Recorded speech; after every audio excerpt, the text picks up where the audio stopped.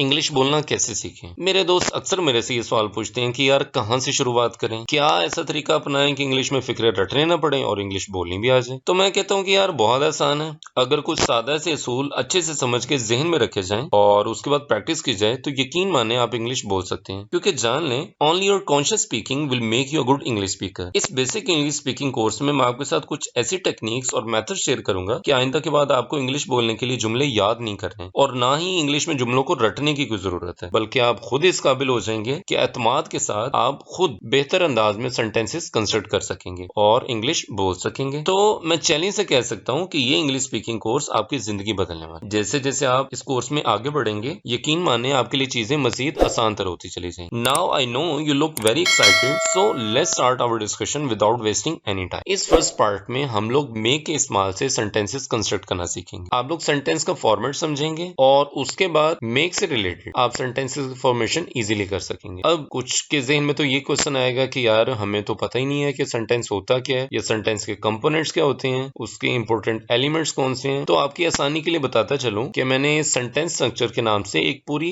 Complete playlist तैयार की है। उसका मैं लिंक डिस्क्रिप्शन में दे दूंगा। सेंटेंस का हर एक एलिमेंट, इवन सेंटेंस की टाइप्स को मैंने डिटेल से डिस्कस किया। तो आपको कहीं भी कोई भी कंफ्यूजन हो तो आप प्लेलिस्ट में से जिस पार्ट की नहीं समझ आए आप इजीली अंडरस्टैंड कर सकते हैं। तो आपकी आसानी के लिए वो प्लेलिस्ट बनाई गई है। जहां से आपको लगे कि चीजें मुश्किल हो रही हैं या सेंटेंस का ये पार्ट मुझे नहीं पता, ये इसकी समझ नहीं आ रही है, तो आप प्लेलिस्ट में से इजीली चेक करके सेंटेंस के फॉर्मेट को समझ सकते। सेंटेंस का स्ट्रक्चर क्या है आप इजीली उसको अंडरस्टैंड कर सकते। अब समझ लेते हैं कि मेक है क्या। यहाँ पे मेक का मतलब बनाना नहीं है, ओके। मेक एक कॉजेटिव वर्ब है। अब समझ लेते हैं कि मेक का इस्तेमाल कैसे जुमलों को बनाने के लिए किया जाएगा। याद रखें, मेक का इस्तेमाल ऐसे फिक्रे बनाने के लिए करेंगे जहां एक इंसान काम करना नहीं चाह रहा और एक दूसरा इंसान फोर्सफुली उससे वो काम करवाता है, तो हम लोग कॉजेटिव वर्ब मेक का इस्तेमाल करेंगे। सेंटेंस के फॉर्मेट को समझ लें और उसके बाद आप कोई भी सेंटेंस जहां पे एक पर्सन दूसरे को फोर्स करके उससे काम करवा रहा है, आप इजीली उसको कंस्ट्रक्ट कर सकेंगे, ओके। सेंटेंस फॉर्मेट को डिस्कस करते हैं। सबसे पहले हमारा सब्जेक्ट आएगा। यहाँ पे सब्जेक्ट वो पर्सन है जो कि फोर्स कर रहा है किसी दूसरे को काम करने के लिए, और एजेंट वो पर्सन होगा जिससे काम करवाया जा रहा है, ओके। मेक एक पॉजिटिव वर्ब है और जो टेंस की चेंजिंग्स आएंगी वो मे के साथ आएंगी, ओके। सबसे पहले सब्जेक्ट, उसके बाद मेक, उसके बाद एजेंट आएगा जो कि डेफिनेटली ऑब्जेक्टिव केस में लिखा जाएगा। उसके बाद हम लोग सिंपल वर्ब का यूज करेंगे। याद रखिएगा, हम लोग टू का यूज नहीं करेंगे, सिंपल वर्ब का यूज करेंगे। गो, स्लीप, ईट, ओके। तो अब सेंटेंस का फॉर्मेट आप समझ चुके हैं। अब मैं एग्जाम्पल के थ्रू एक बार फिर से फॉर्मेट आपको एक्सप्लेन करूंगा और उसके बाद आने वाले सेंटेंसेस आप इजीली कंस्ट्रक्ट कर सकेंगे। सेंटेंस नंबर 1 देखिएगा। अम्मी मुलाजमा से कपड़े धुलवाती है। The mother makes the made wash the clothes. तो मदर हमारा सब्जेक्ट है, उसके बाद हम लोगों ने मेक्स का यूज किया है क्योंकि मदर सिंगुलर है और इसीलिए हम लोगों ने उसी के अकॉर्डिंगली सिंगुलर वर्ब का यूज किया है। उसके बाद हमारा एजेंट है द मेड और उसके बाद वर्ब है वॉश द क्लॉथ्स। तो फॉर्मेट सिंपल है, the mother makes the made wash the clothes. अब ऑनवर्ड मैं आपको बताता चलूंगा, लेकिन आप एक चीज ज़हन में रखें, जो टेंस में चेंज आएगा वो सिर्फ मे के साथ आएगा, ओके। आगे बढ़ते हैं। ठंडा मौसम मुझे खुश करता है। The cool weather makes me happy. उस्ताद बच्चों से क्लास साफ करवाता है। The teacher makes the children clean the classroom. तो आप देख रहे हैं कि हम लोग मे के सिंपल इस्तेमाल से डेली यूज के जो सेंटेंसेस हैं उनको इजीली कंस्ट्रक्ट कर रहे हैं। प्लीज मुझे समझाओ।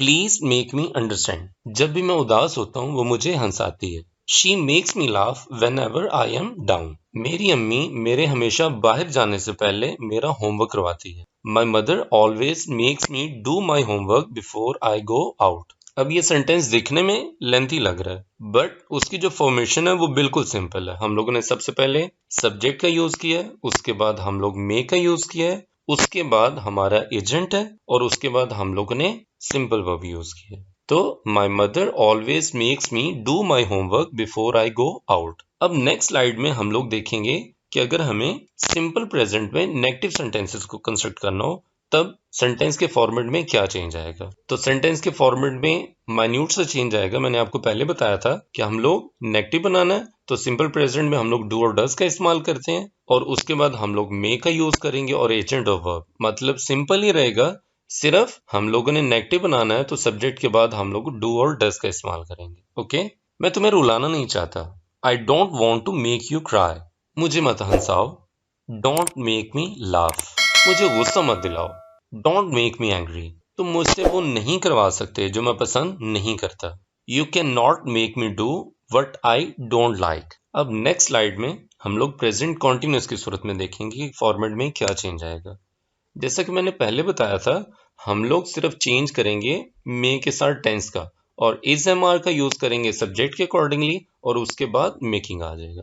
मे की बजाय हम लोग मेकिंग का यूज करेंगे। मैं तुम्हें नहीं हंसा रहा, I am not making you laugh, वो मुझे मजबूर कर रहा है कि मैं ताल्लुक खत्म कर दूं। He is making me and this relationship. अब देख लेते हैं हम लोग कि अगर सिंपल पास्ट में सेंटेंस कंस्ट्रक्ट करना पड़े तो क्या चेंज आएगी। सिंपल हम लोग मे की बजाय मेड का यूज कर देंगे। सोफिया ने मुलाजमा से कमरा साफ करवाया। Sophia made the maid clean the room. Next, उसने मुझे रुला दिया। She made me cry. हमने माली से घास कटवाई। We made the gardener cut down the grass. Amna ने लड़की से बर्तन धुलवाए। Amna made the girl wash the dishes.